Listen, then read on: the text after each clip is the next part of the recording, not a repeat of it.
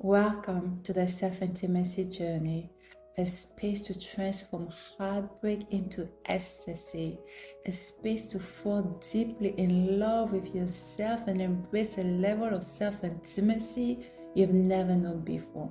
Alas, allow yourself to dance with your demons and fully accept all of you. Your host, Charlene, the Intimacy Maven. Ooh, me again for the second episode. This time is a more personal one. I am gonna share my story because I feel like for us to get acquainted, we need to know each other. And one way to get to know each other is for you to know my story. And I hope that I will hear your story as well.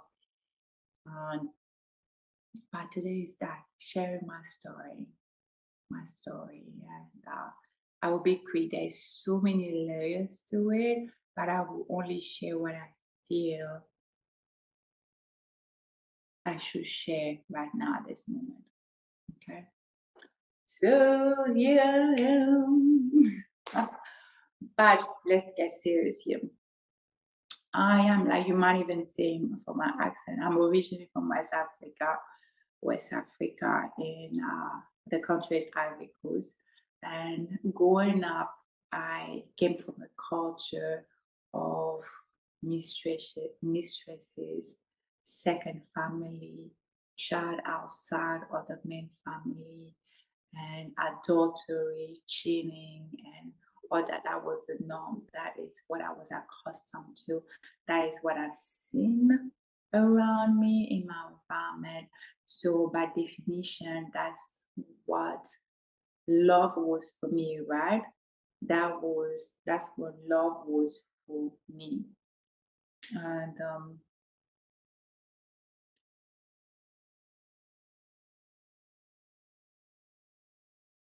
I remember I remember two instances. The first one is I think I was going on a date or something, and my father told me when you go on a date, make sure that you have enough money to cover your bill and your cab to and from that place back to the house. So saying that I you will see if you know me that I was rooting more in my masculine energy. That I needed to be independent. I will never let a man um I would never let a man have the power over me or feel that I am not able to care for myself. So you will see that when I was going on dates, I would always feel a type of a certain way when I have to wait for him to pay for the bill. Even now, I still struggle to this day because it's ingrained in me. It's something that I have to tell myself over and over that it is different and it's okay. You're a woman. It should cater for you. It should care for you. But that is the first instance. The second one is my sweetheart boyfriend. I stayed in Africa. He relocated to Canada, and I know when he came at the time I relocated to the US, and he went back home to visit my parents and my father, and we had broken up because he cheated on me. And my father received him and all that. And then my brother told me, and I was like, what is this? Like, what is this? Why are you? And my father said, baby girl, a man is always going to cheat on you. I felt betrayed because my own father would not take part with me. He will not defend me. He will not defend my honor. He will not side with me. It's okay. Oh my gosh, he's cheating on you. You should leave him.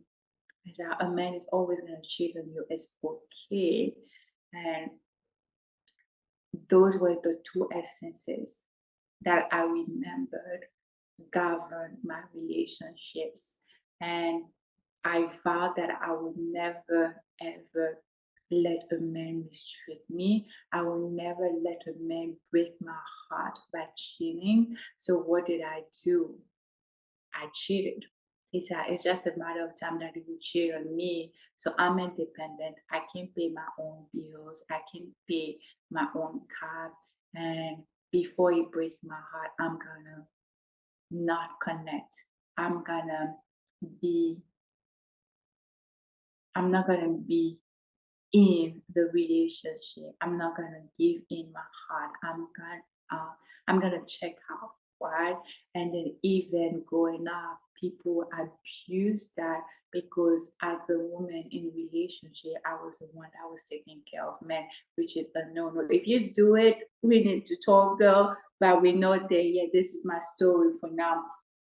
Where I was taking care of men, I would because I felt that I need to show my independence. I need to show that I'm not dependent on the man, that I'm not waiting on a man to do such and such for me, that I can do it for myself. So instead of allowing men in my life to be men, I was there with like a struggle of power where I tried to be men as well.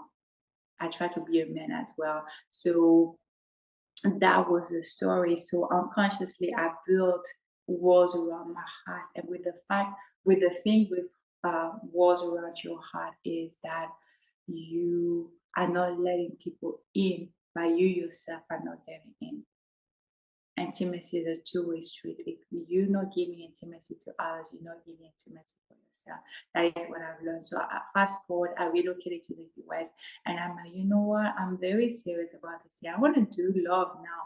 But again, I had no idea what love meant because I didn't know what love meant. What I had before was just fragments of love. It was the cheating, the betrayal, the whatever, the lying and all that. That's what was love, and I realized that that wasn't love. So the more I tried to do love and to have a committed relationship, I couldn't. So I went into a spiral. I went from being extra confident to go get a girl where I will go is that I want this man, I will get him, right? I will get him. And at that time I wasn't necessarily sexually intimate.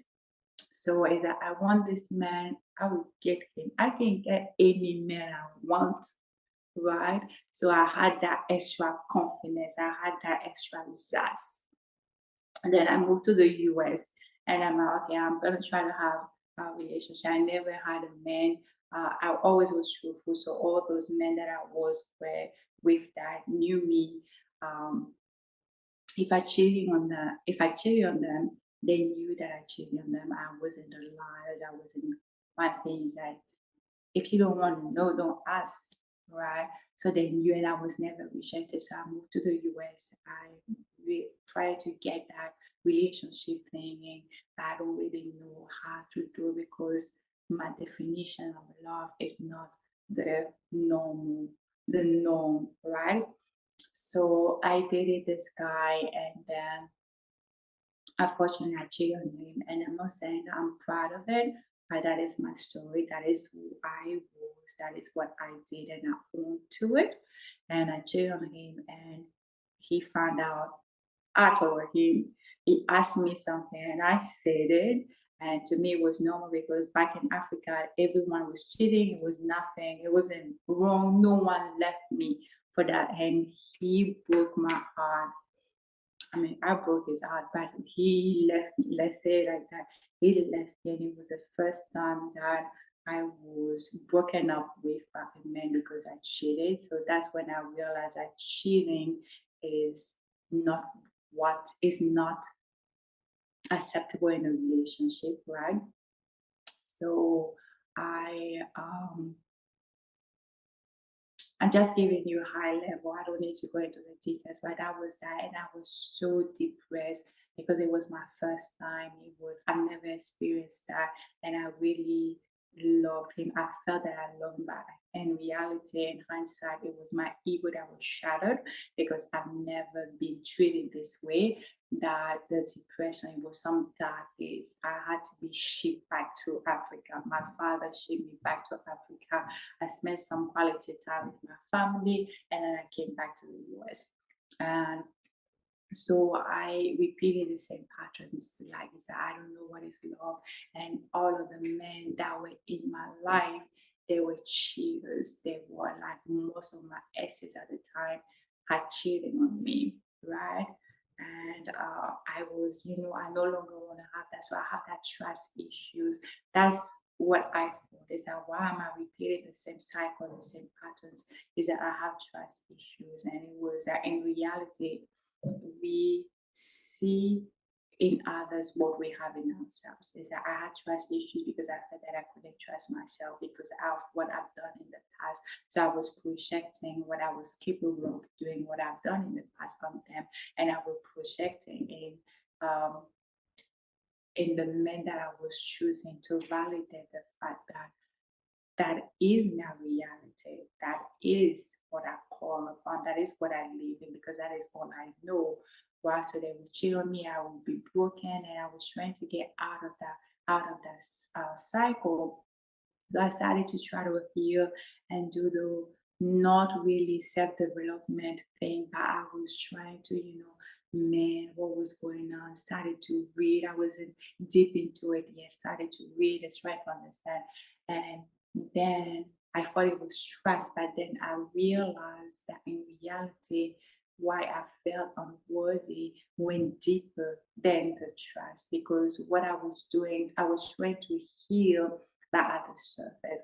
I wasn't healing at the wound. At the wound, what I felt is that the truth was that I felt unworthy. I felt defective. I felt broken. Why did I feel this way? Because when I was younger, I am the oldest of three. I'm the only girl, and I have two younger brothers.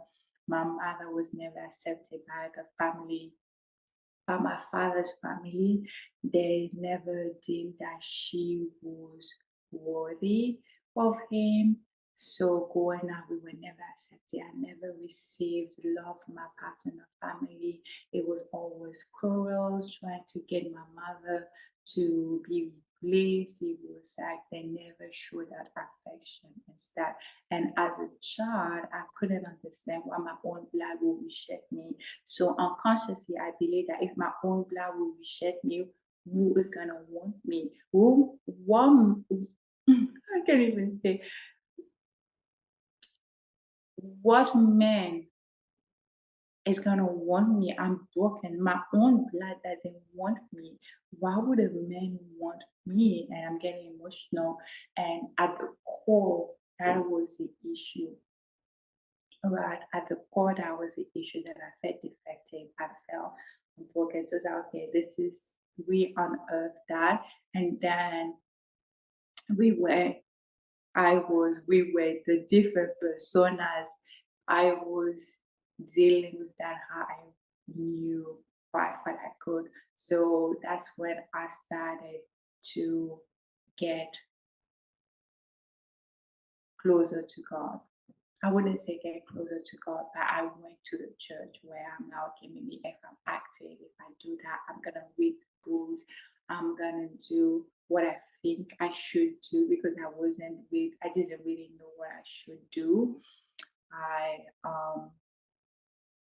what I should do, and then still didn't work, still felt worse after every breakup. I've noticed that I, when I would get into a relationship, I would want so much to be chosen. I would want so much to be the perfect girlfriend, to be accepted, to be chosen, that I will put on different masks. I will put on different personas who I think he wants me to be. So I will disconnect. I will start being very paranoid. I will start being needy.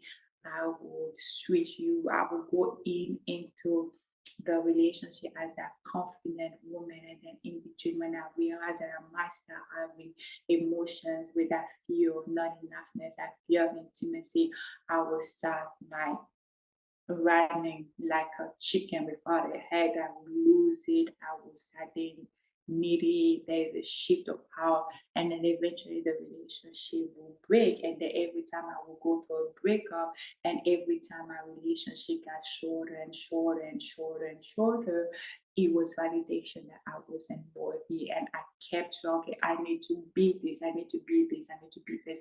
Where at some point I woke up and I was like, I don't even know who I am anymore because I tried so much to fit in that I no longer know who I am anymore. So I'm trying to deal with the loss of my identity. I'm trying to deal with the uh, feelings of inadequacy, and then the mistress in culture, being understanding what is love, what should be love, how I should behave in a relationship, all that, trying to deal with that. And I'm like, okay, I'm gonna start dating myself. And we skip a few years, man, giving you high level understanding of my story. Start dating myself, and then start dating myself. I started to become vocal. It's like, oh shit, I have that fear of intimacy, and I have that feeling of inadequacy because when I was younger, I was molested, and I was molested by people that were supposed to protect me, people that were close, family members, and two brothers. And at the time, I was so young that I didn't even know what it was. And when it was molestation, it wasn't really intercourse, but it was an appropriate touch. I guess that's all I remember. And it was an appropriate touch. I didn't even know what it meant and stuff. And I really struggled with it when I realized, so on top of everything I had to deal with the molestation. And then when I became a teenager, I was like, you know what? I kind of curse the beauty that I have because I felt that the beauty that I have is a curse because men will want me, and they will see that men use me as an object.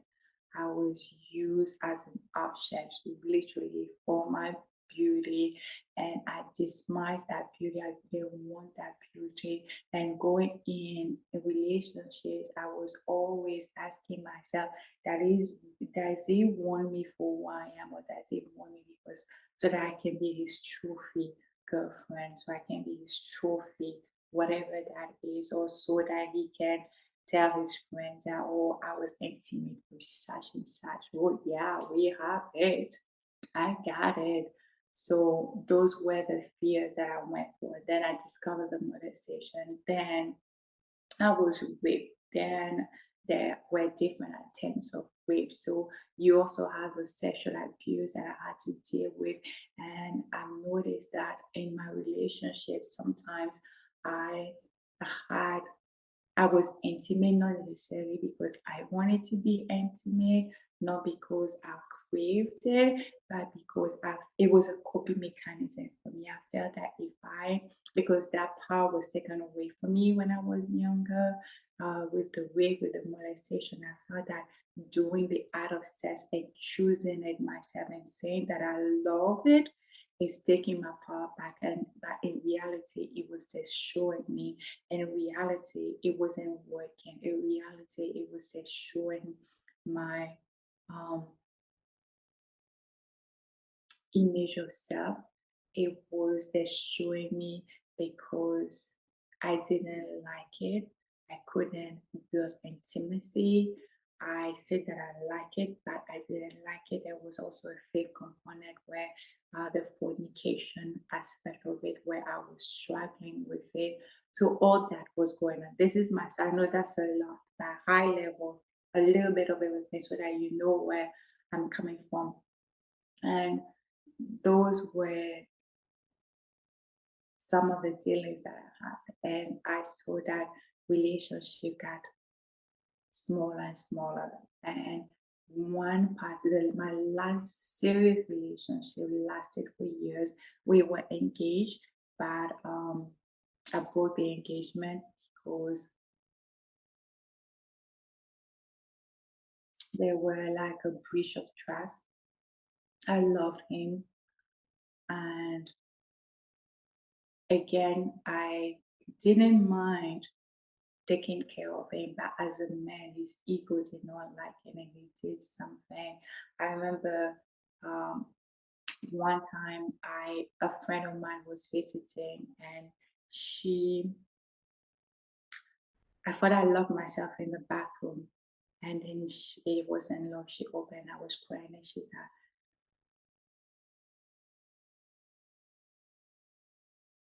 "Why would you stay?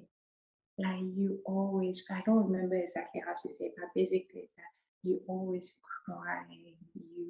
Like you're always crying. So why are you staying? Like I was like, again, like I was saying the first episode, we feel like this is love. If I stay, I failed, or this is my comfort zone, or I felt that I loved him. I loved him, and I didn't want to run away. And then the straw that the last straw for me was one time he asked me for money to buy a cigarette, and I said no because after few things happened, and then it became like he started drinking and smoking a lot. And I said no, and I went to bed, and then when I woke up, I was getting ready to go to work. I saw that he had taken the money from my wallet, and he went to buy the cigarette, and that was a breach of trust. And I was like, you know what, I love you, but I love you, I have to love me more. But again, it was that way, you not together but you together, you break up and you come back, you break up. So that was the last. And then we did that situation for over a year. And then for me to really move on, I had to relocate. By the time I was in Georgia, I relocated from Georgia to Florida. And after that, I couldn't keep a relationship for shizzle. Before that, I still have that strength. I still have that. And I might go like in different orders, but bear with me. I still have that strength, but after that, I went as that again, that projection. I know what I'm capable of. I said, I told him I love him. He had issues. Not that he had issues, he didn't, he was going through some personal issues, and he couldn't trust. I waited for him for years. He said, I want you, I love you. I'm gonna wait, I'm gonna love for the both of us. I'm gonna do that. And then we got together and I was pushing, I want to get engaged, let's get engaged. And then he bought me a ring, we got engaged. And then after I realized that, and then I walk away because of what happened. I was so miserable because he was miserable. He couldn't take care of me anymore because of his ego. Whatever was going on with him personally got amplified and was affecting me. So the fact that I waited all this year, I promised him that I will love him for the both of us, that I will be everything, and then I walk away. It was a hard sell for me. It was hard for me to come back for that. So, in a nutshell, those were the key points of the relationship. What I felt that I was unworthy, what I felt I was defective, what I kept repeating the same cycles in my relationships, the same patterns, the feeling of inadequacy, the behaviors, and all that. And then it got to the point where I couldn't do relationships anymore. Right? I would get into a relation.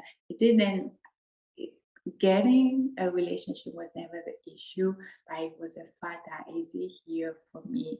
And then I will get into that shift of the mindset, and I will become a completely different creature because of my own demons, right? Because I, instead of embracing my emotions, instead of dancing with my demons, I suppress my demons. And then when you suppress your emotions long enough, they become monsters.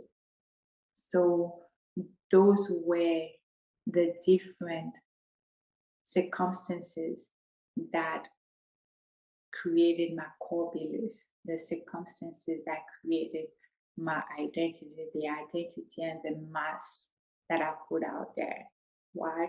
And by doing so, I disconnected from my essence, I disconnected from my truth, and I disconnected from my essence, I disconnected from my truth, and I went so deep that I was so lost. And I went and I'm now okay, I'm gonna seek help in the church of God, whatever that was. I decided now, okay, before my faith was chosen by my family, but that's when I'm like, you know what, I'm gonna choose my faith.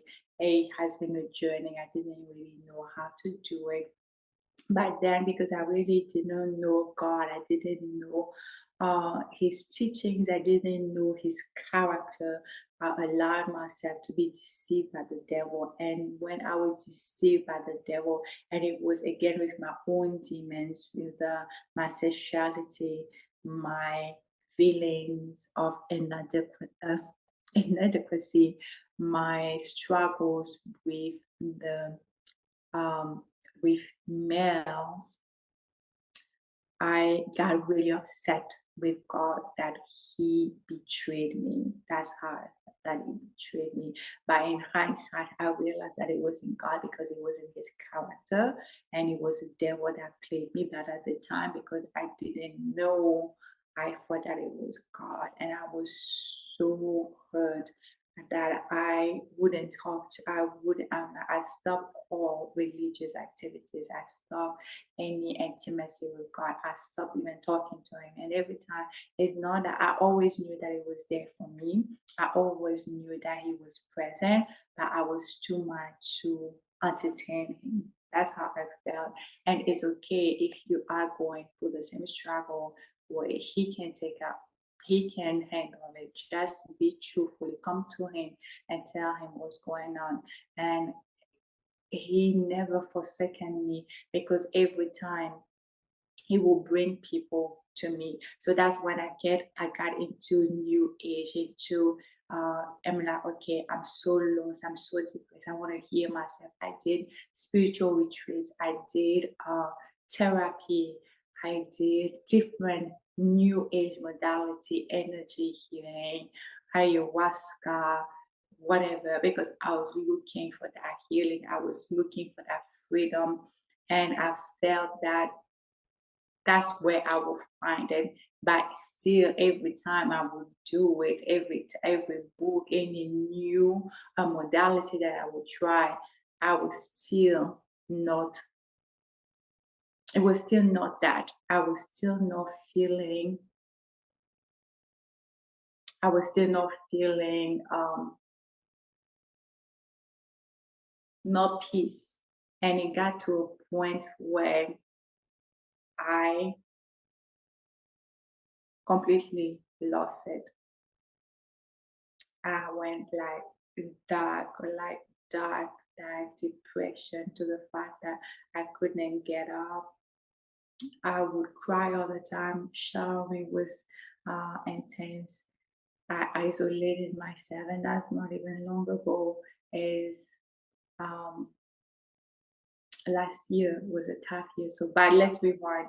And so I did that. I did the healing, the modality. I tried things. I'm still lost, and they still got in the picture. But I'm like, you know what? You're taking your time. Me, I'm gonna do it on my own. I know what I can do and stuff. And then I went to a period where I have that. When I did the energy and all that, is that you get that boost, you feel good, and then after you go down again, and then you have to keep redoing it, and then I will get into a relationship, I will lose it, I will feel bad, it was still the same cycle, nothing. And then at the end, it was me feeling lost, broken, even worse than before. And he was still there trying to get to me, trying to give me a message. There were different instances, but the one that I want to share with you today is because I also have a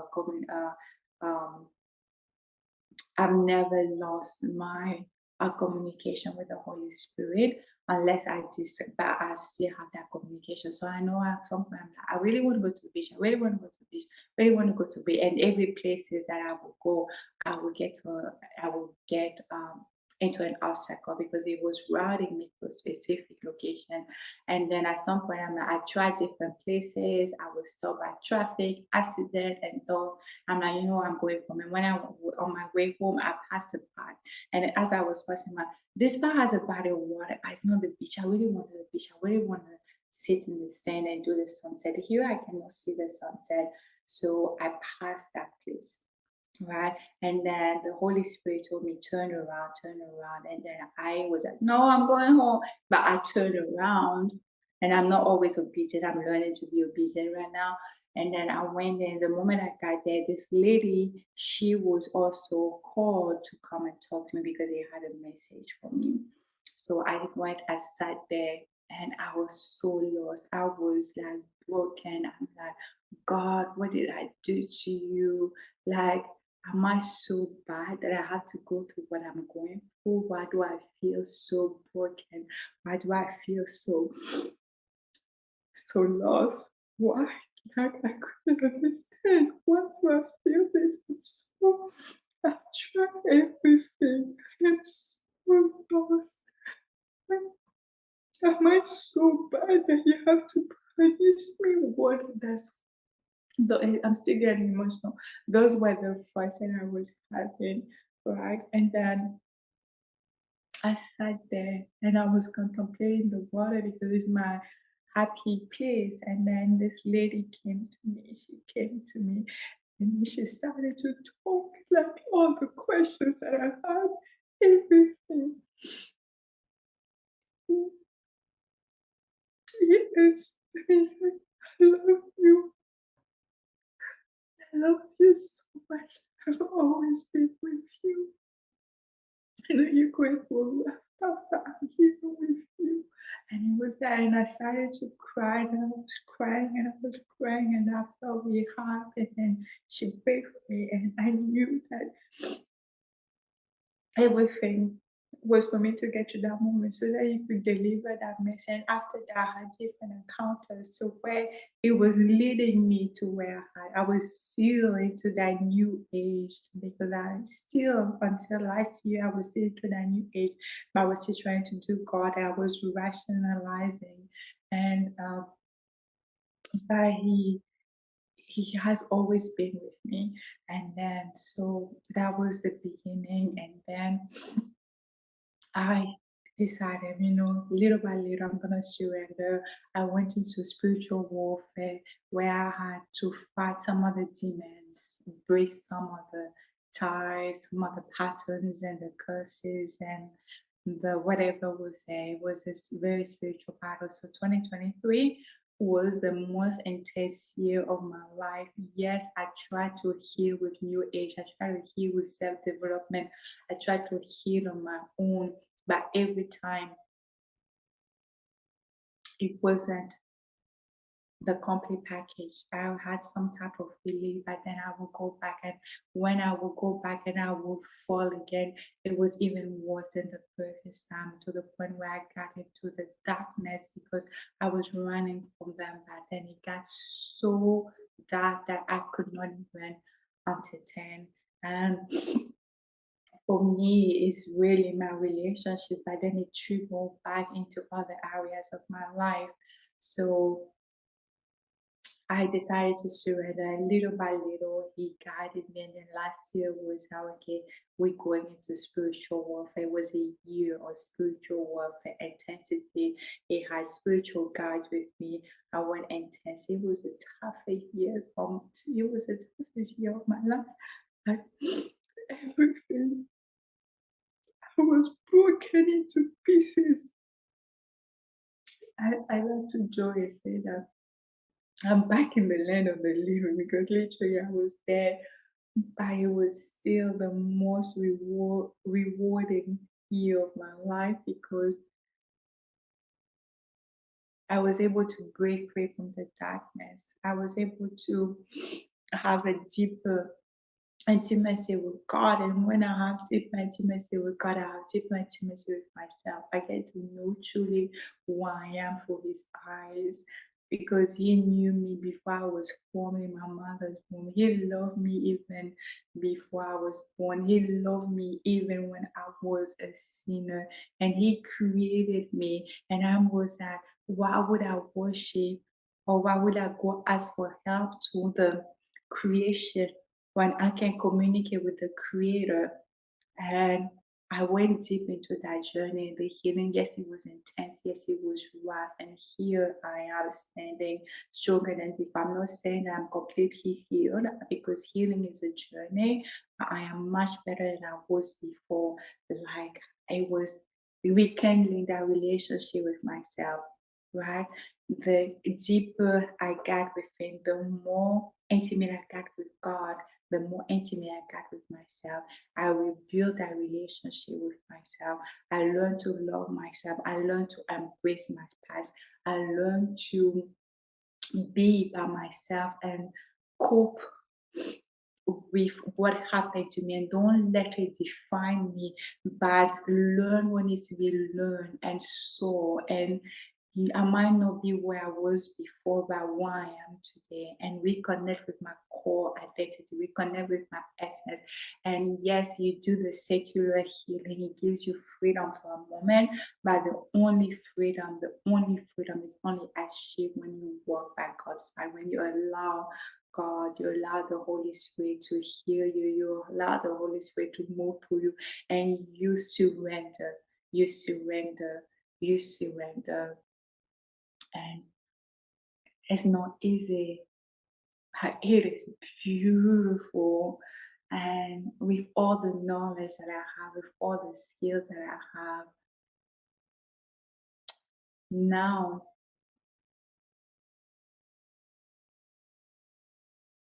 my pain has become my message, has become my ministry. And I want to, I have been there. I have been in your shoes. Mm.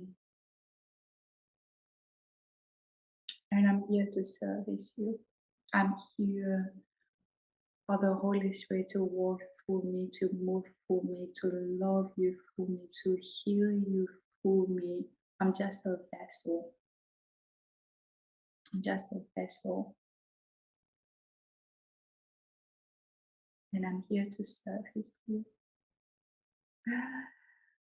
That is my story. I know it was a bit messed up. I wanted to really give you some high level points and I wanted you to understand that